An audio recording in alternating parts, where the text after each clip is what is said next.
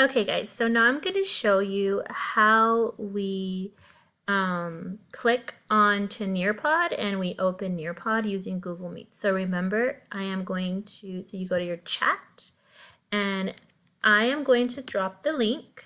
So you will see something that looks like this. And so all you're going to do is press it. And then as you can see, it opens a new screen in your computer. So you have your meets and then you have your Nearpod.